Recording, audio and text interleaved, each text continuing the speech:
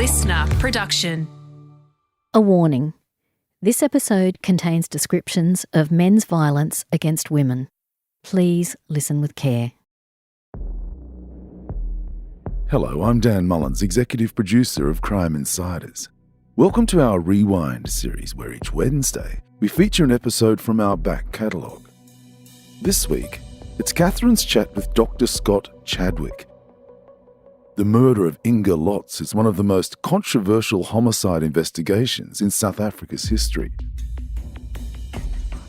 A lone fingerprint police claim to have lifted from a DVD case led to the acquittal of the alleged murderer and resulted in accusations of fabricated evidence. In this episode, we learn about the science behind the acquittal of the accused killer and the importance of transparent and accurate crime scene investigation. Inge Lotz was a 22-year-old master's student. She was studying mathematics in university town of Stellenbosch in South Africa. She was found in her very secured apartment block, sitting on her lounge, cross-legged with a magazine in front of her, in a very relaxed position.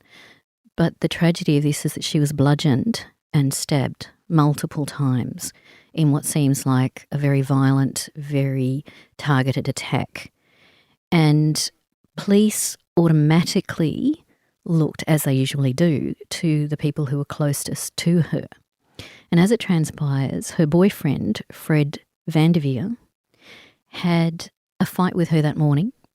She'd written a note to him and told someone she'd met at lunch that their relationship was over. So police automatically targeted him as the most likely suspect. But can you please talk about why that was not the wisest move for the police to make at the time? So a key part of this particular case was that they recovered a fingerprint on a DVD case. So the events leading up to her murder, in the morning she went to university and, as you said, she had her lunch with a friend. And then on her way home, she went to a video store and picked up a DVD to watch that evening. And when she came home, where she was living, it was a secure compound.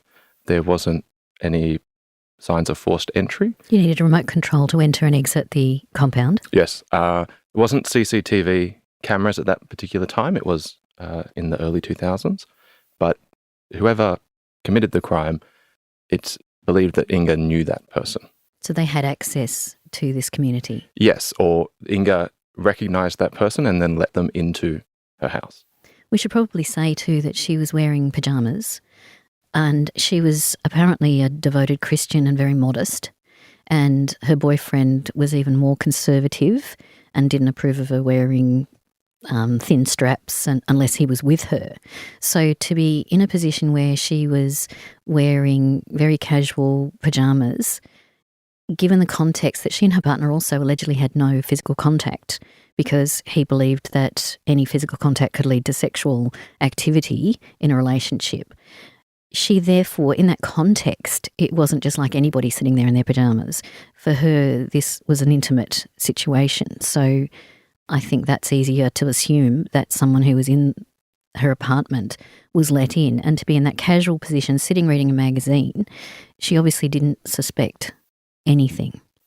Yeah, absolutely. She was obviously very comfortable in the person that she invited in. If you're in your pajamas, you're in a state of relative undress, but you would be comfortable with the person. Otherwise, you'd put a jacket on or you'd want to cover yourself.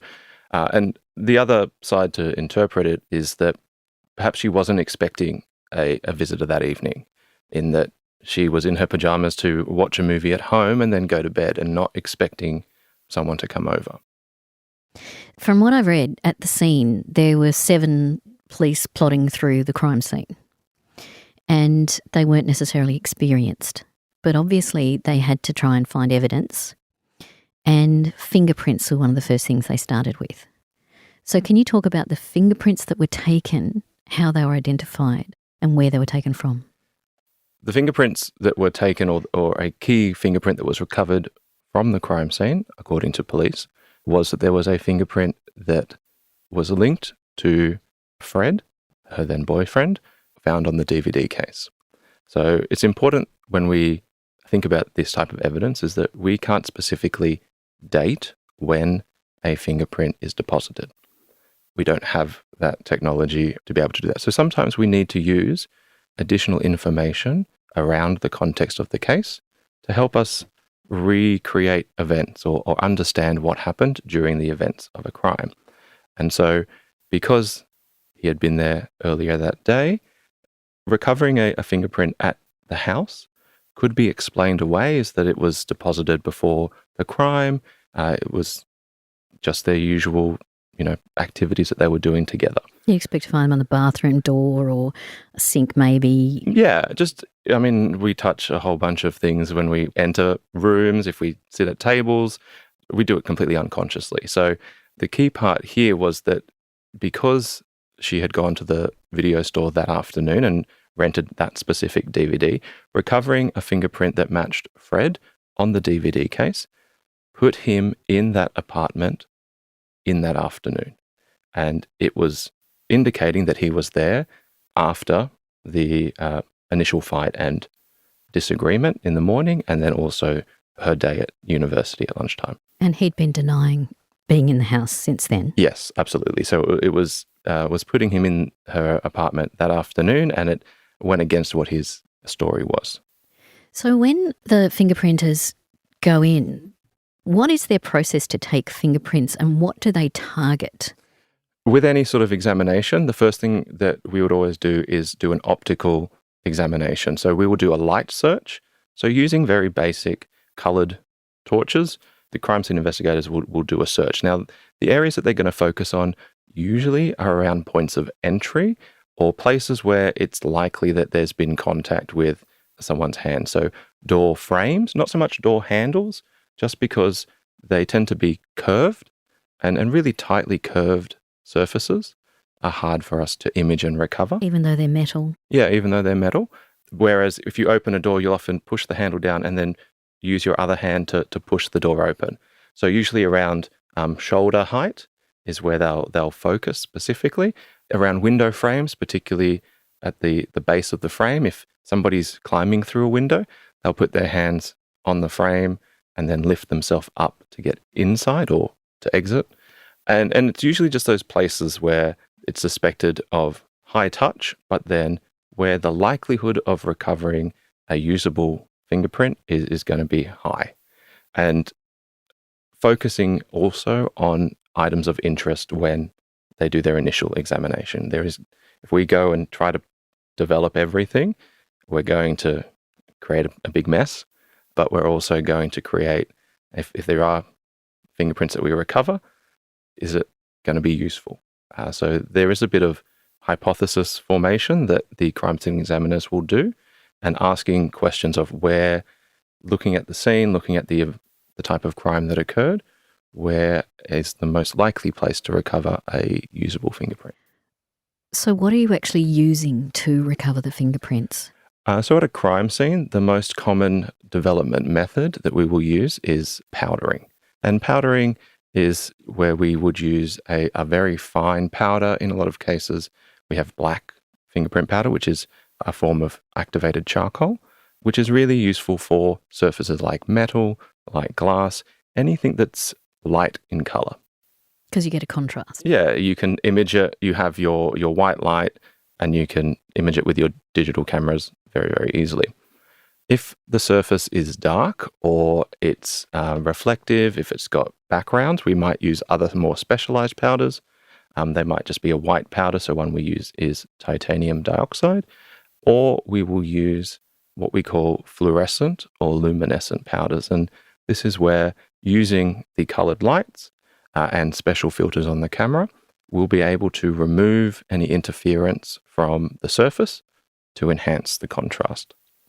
So you remove reflection and other confounding variables. Yeah, so if something's very highly patterned or textured, if you have a regular black or white powder, the background that finger mark was deposited on can sometimes interfere. And the goal here is to try and get the highest quality finger mark so that we have the best chances of making an identification. And so by using fluorescent or luminescent powders, we can reduce the interference from the background and then produce a mark of hopefully identifiable quality.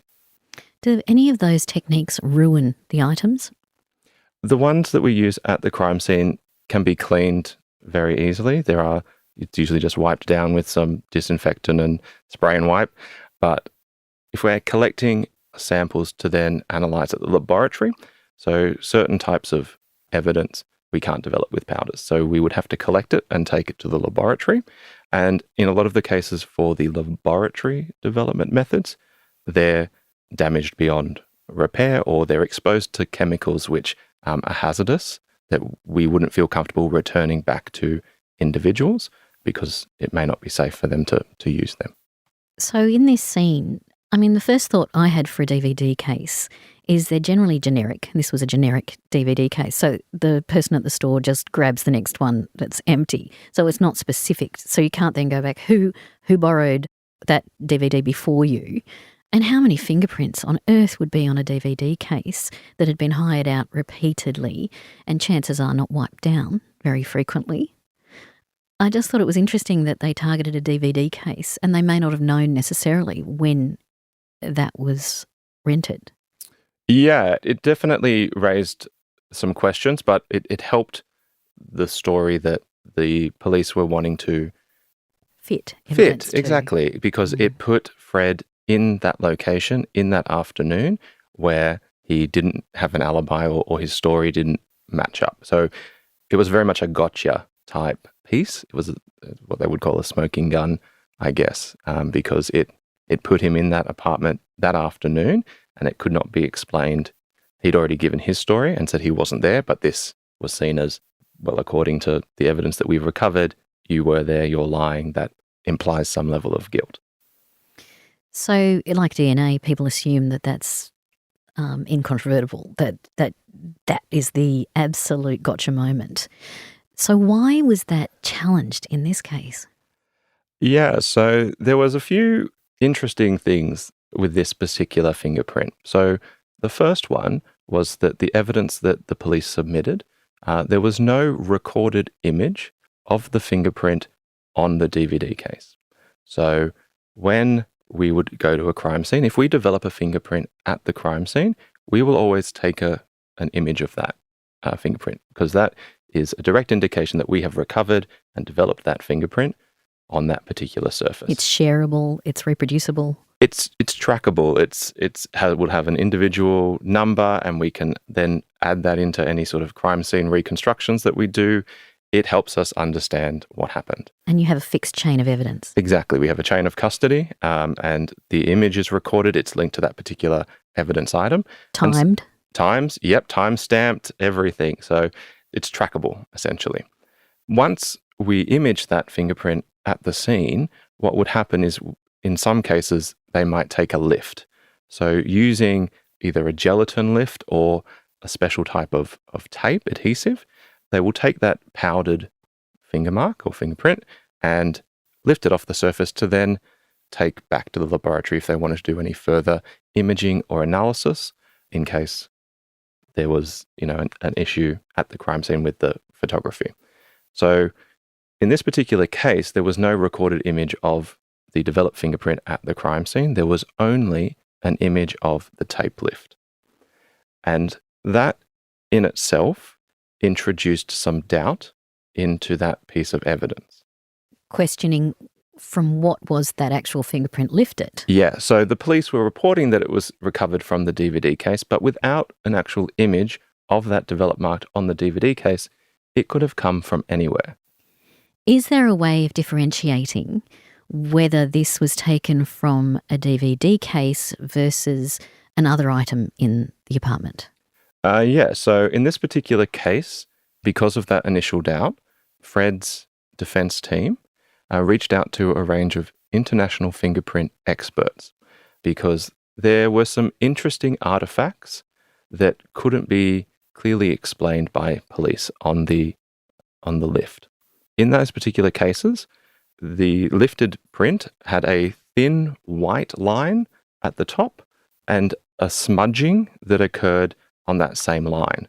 The other point that was curious but could potentially be explained was the fingerprint orientation was slightly curved, and there were just some questions about how this could have happened or how this could have been recovered from a DVD case. So fingerprint experts went about and conducted a series of experiments using a range of DVD cases, different types of plastics, different types of shapes. Which are flat Yeah. DVD cases. Which are flat, and then tried different orientations of how they held the DVD case, the positions that they held it in. Pressure, all those Yeah. things.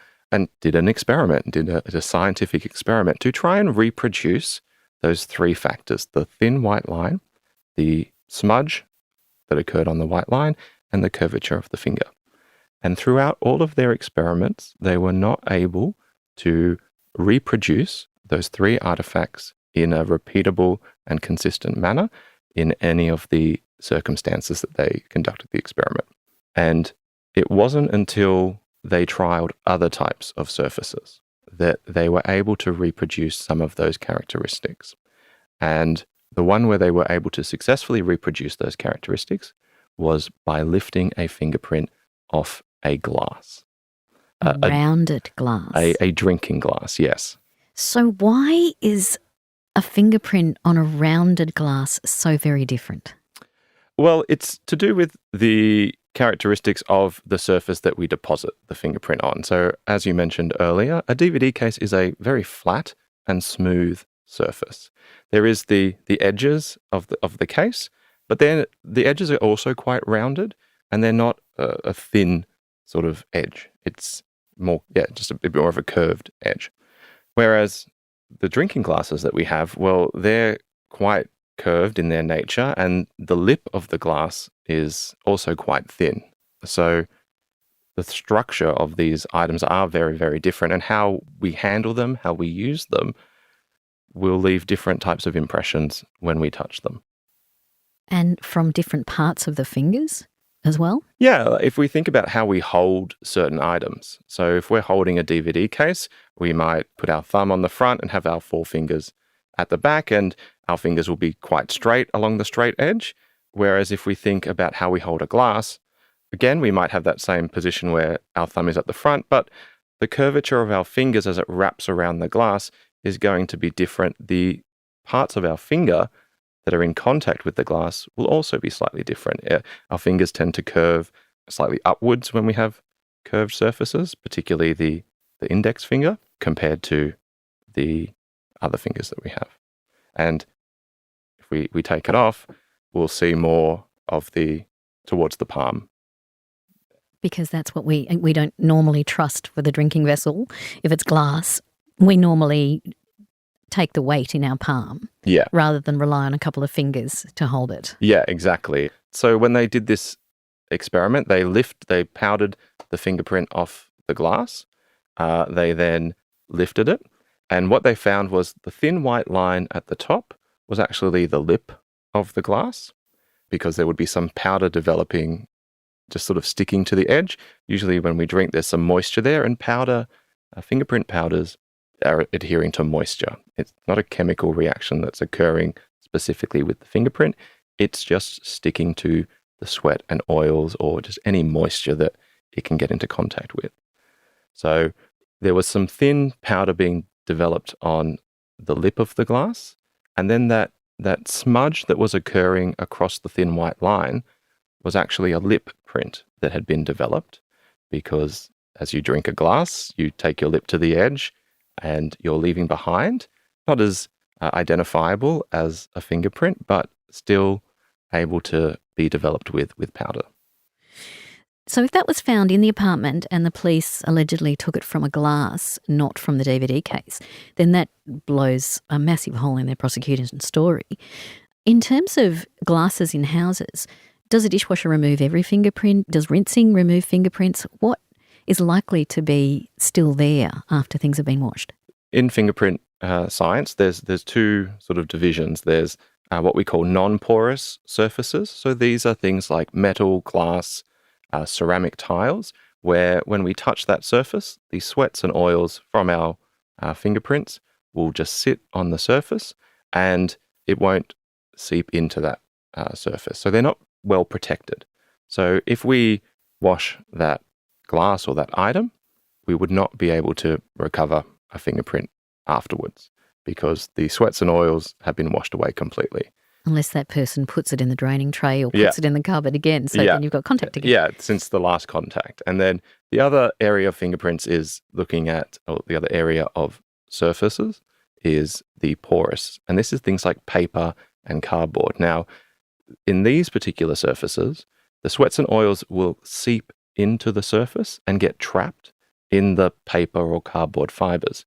And in those instances, they're protected. So we're actually able to recover fingerprints from documents for up to 70 years using specialized chemical detection techniques. So in those instances, if you wash it in water, if you throw it in a sink and try and wash it up and then dry it later, some of the components of the fingerprint will be washed away, but some components will still remain, and we can choose different development techniques to target specific components. This was a big, big trial with lots of international experts involved, which is unusual. Absolutely. So what happened when these international experts reproduced and challenged whether or not that fingerprint was on the DVD? Yeah, so it created enough doubt in the case for a mistrial to proceed, because the police were not able to produce that image of the fingerprint being recovered, or fingerprint being developed on the DVD case. And so when the police were asked to provide this piece of evidence and they were not able to, that particular evidence, the fingerprints, was stricken from the proceedings and could not be considered in the judgment. And without that timing of the fingerprint being on the DVD case in that particular afternoon, other elements became a little bit more circumstantial or could be explained away. And so it created enough doubt in the minds of the judge and the jury that it was not able to move to a conviction. We should probably mention what happened to the DVD case. Why was that not held in evidence?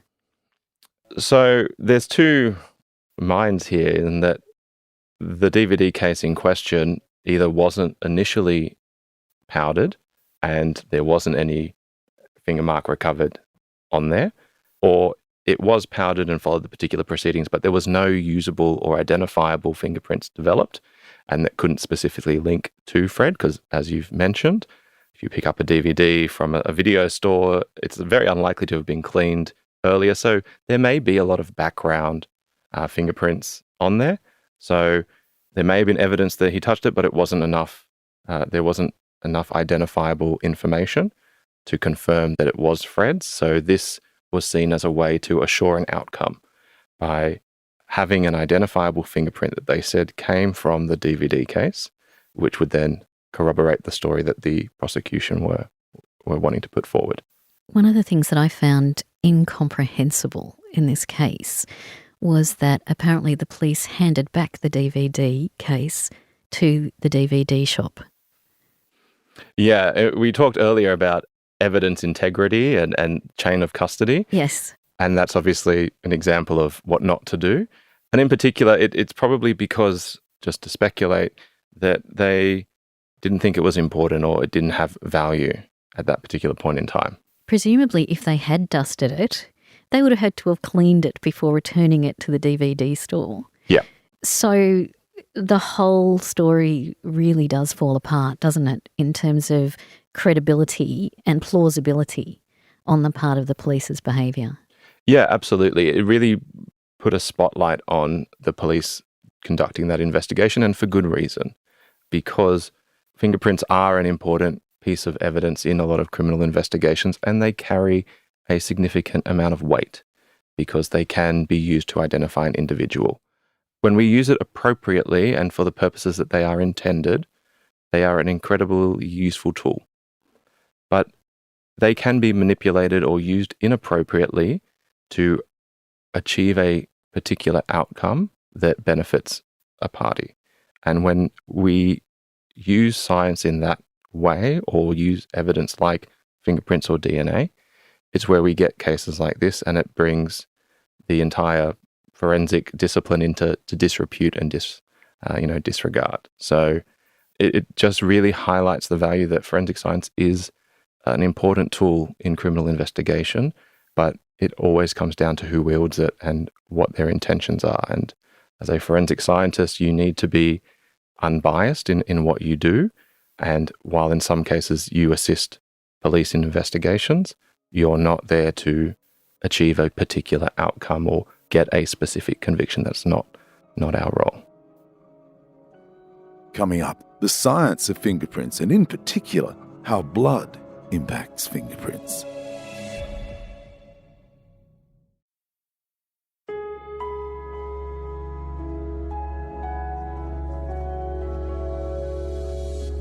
It seems to me it's a lot, in some way, there are parallels with the O.J. Simpson case, in that part of the evidence found, as I understand it, in O.J.'s trial was that someone had deposited a bit of blood, but it actually had the preservative from a blood tube taken.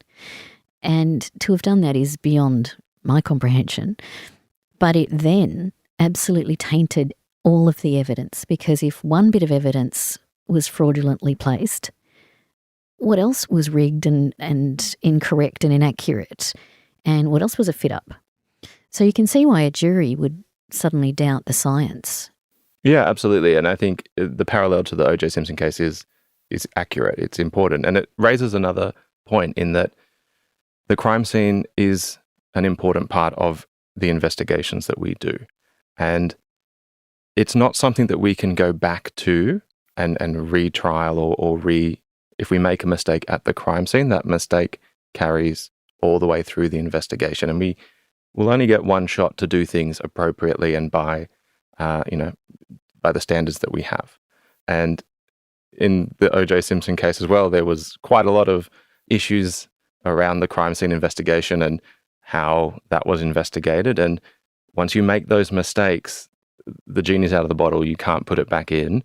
And it's the same in the Inge Lotz case, where that initial crime scene was questionable in that investigation. And while it may be that Fred was guilty of that particular crime, because they didn't follow the right procedures, didn't do as they should have, they wanted a particular outcome or a focused decision, they've messed up their chance to now go back and give justice. He was acquitted, so he can never be tried again. Yes, absolutely. And to this day, it's an unsolved case and there's no... But it's closed. Yeah. It's a closed case, but it's unsolved. I find that really sad for the family. And apparently the family did try to sue Fred Vanderveer in civil court, but it just became too traumatic for the parents. Yeah, it's absolutely heartbreaking that all of the other evidence that you've mentioned indicate that it was Fred. There's no other suspects in this particular case, but it was just that one fingerprint and how it was used in this particular case that created enough doubt in the judge and jury's minds that the only outcome that they could proceed with through the legal system was an acquittal because of the misuse of that particular piece of evidence. And the defence's job is really to just raise reasonable doubt, but the prosecutor has to prove beyond reasonable doubt. So if you muck up any of the forensic science, you've left this gaping hole in the entire case, and intelligent defence and objective scientists hopefully will be able to raise those questions that should have been asked initially. Yeah, absolutely. And I think that's the importance of science in the courtroom and being objective, because if we flip it in an instance where an individual may have been innocent and that particular item is misused and we don't cast a reasonable doubt, that item remains, then we have instances where people are imprisoned unjustly. Exactly. In terms of other ways of getting fingerprints in a crime scene like that of Inge Lotz, could there have been any fingerprints on her body, on her throat, neck, where she was assaulted? So it is possible. The challenge for us from a forensic science perspective is there is no reliable method for us to recover fingerprints on the surface of other people's skin.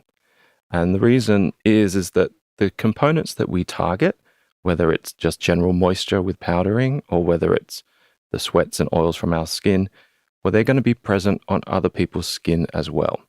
And so when we try to use those same methods and techniques, we are going to be more developing that individual's sweats and oils as opposed to the person who might have touched them that had done it. So that's always a challenge for us, in that recovering fingerprints from the surface of someone's skin is something that we're just not able to do at this point in time. Reliably. Yeah, exactly. And even a fingerprint on blood is more likely to be smeared, or certainly not a definite, definitive, there's my fingerprint, I've put it down and lifted it up. Yeah, and even a fingerprint in blood as an example, there are different types of ways that can happen. You can have a fingerprint in blood where there's a blood puddle on a surface and you put it in there. Depending on whether it's dry, whether it's still wet, that fingerprint might be removed. We can have it where we deposit something, we deposit our finger first and then blood goes through that. So that's a fingerprint under blood. And then there's fingerprints in blood where we touch a surface, get some blood transferred to the surface of our fingers, and then touch another surface on top. That would be the most ideal, I think. Yeah, and then they become visible prints for us because we would be able to see them with the naked eye. We don't need to use methods like powdering to see them.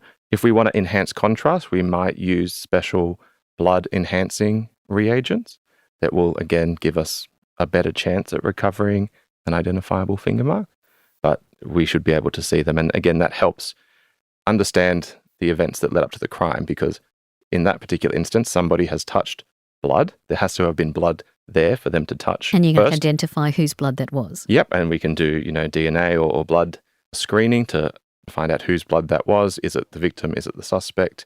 And then we can use those traces to recreate or understand the events that occurred. So what is new in fingerprint analysis? Do you see it as something that's stagnant, or is there something that is evolving scientifically to improve being able to detect and lift and collect evidence that's of value? So while we might think that it's an old school technique, it has been around since the early 1900s. In fact, in New South Wales in 1904, we were one of the first police jurisdictions to use fingerprint identification. So it's very well established. How a lot of our methods have come about is through other fields of science or other avenues. So in fact, one of the methods that we use, it's called physical developer, actually came out of photographic development. So when the police were developing their crime scene photos in the dark rooms, they were finding that if they handled certain pieces of paper that they were using to develop the photos, they would also recover their fingerprints as well as develop the photo. So a lot of our methods have come out of, either biology, chemistry, or other areas. And because we found that they work, we will use them. So fingerprint research now, it's moved into two main areas. So the first area is around identification. So this is where we will have trained fingerprint experts trying to understand how they identify an individual, what's their thought processes, as well as the algorithms that we use when we recover a print. We might upload it to, we would call it an AFIS, so the Australian Fingerprint Identification System, to work on better algorithms to be more confident with how many points of identification, things like how many similarities. Yeah. So, and also what are the elements that factor into an expert making a decision as to whether it's identifiable or not. So you mentioned the number of points in a fingerprint. A lot of countries have moved away from trying to reach. So in some jurisdictions, they will say if there are 12 points of identification, then they're fairly confident that is a match. But now most countries in the world try to contextualize that information, or just because if you try to get 12, you're trying to assure an outcome when that outcome may not be accurate or appropriate given the evidence that you have. On CSI, we've always seen them superimpose. That classic one, yeah. That drive you insane? And then the green matches up, It's and it's perfect. it looks great for TV, but not necessarily a good outcome for us. So the identification side is one side, and then the other side is around detection. So ultimately, at the goal of when we are trying to develop or detect a fingerprint, we are trying to get the best possible image or the best possible developed mark, because the better the mark that we have developed, the more likely that we'll be able to more accurately and confidently identify a person based on their fingerprint. And so the way that we do that is through new techniques or new methods. So this might be using new technologies or new types of fluorescent powders, new types of chemical detection methods. But then the other side is trying to understand the fingerprint chemistry itself so that when we do want to come up with a new method, what are we actually targeting? How does it work? And how can we inform better practice moving forward by understanding what we're trying to detect? And then to use that, you need to do multiple studies, have peer review. It's not just a eureka moment. No, exactly.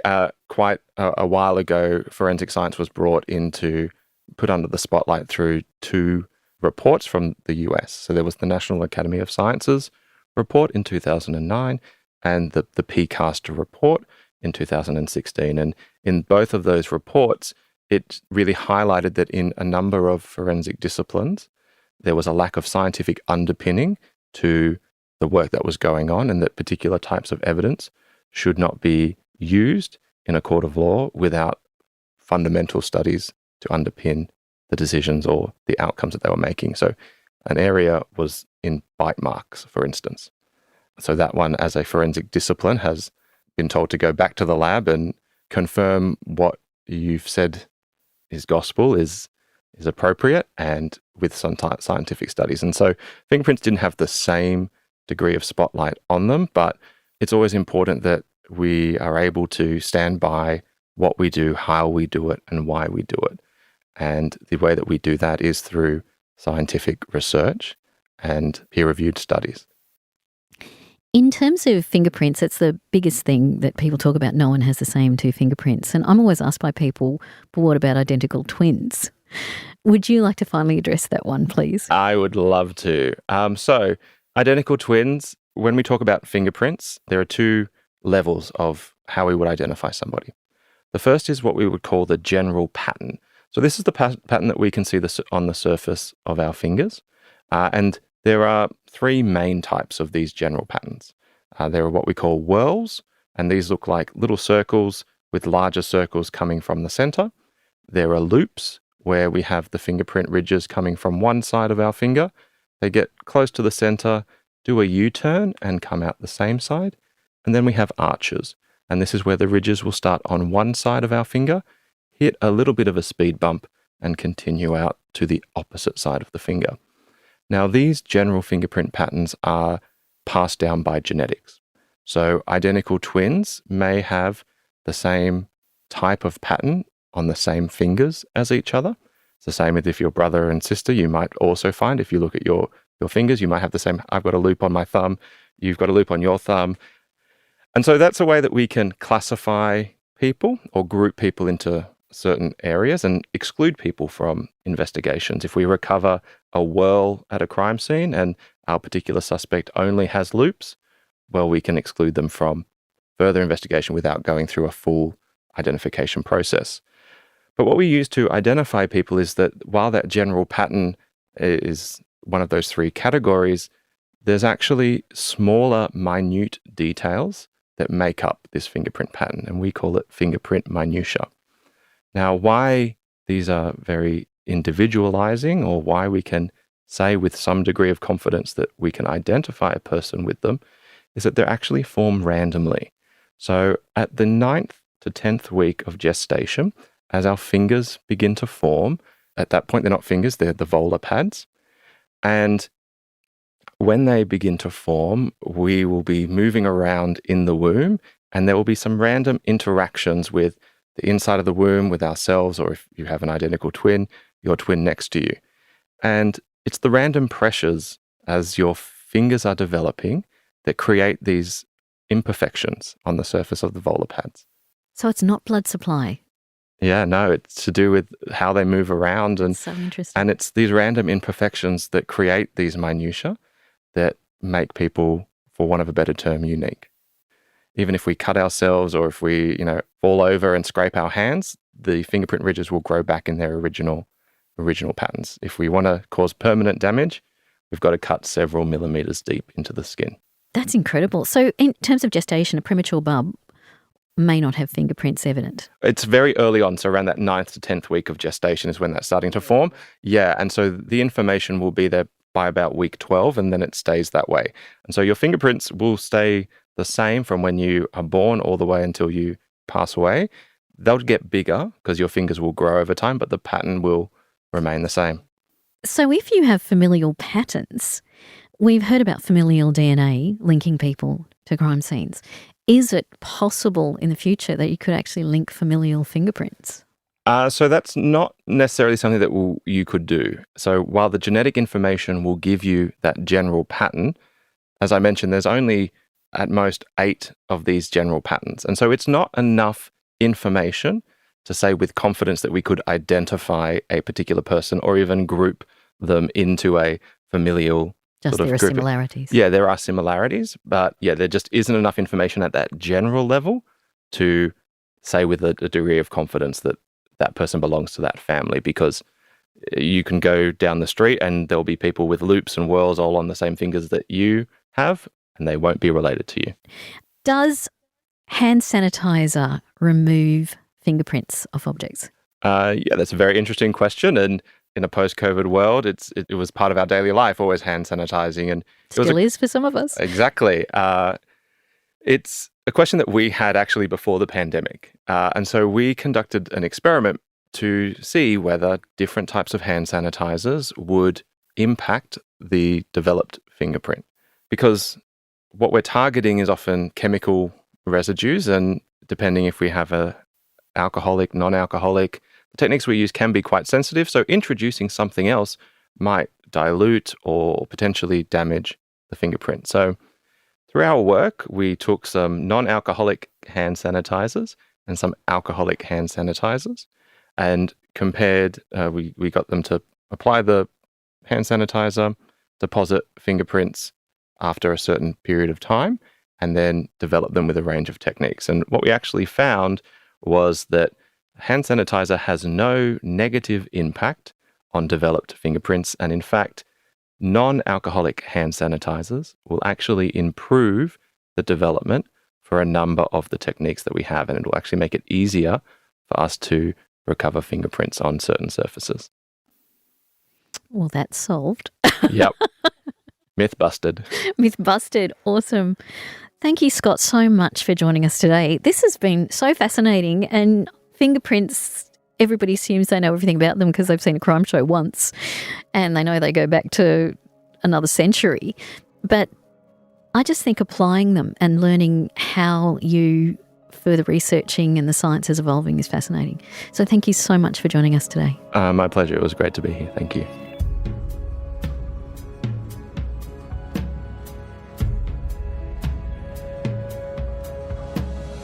That's all we have time for in this Rewind episode. If you know someone who loves true crime, recommend our series to them. And check out our videos by searching LiSTNR Crime on TikTok or Instagram. I'm Dan Mullins. Thanks for listening.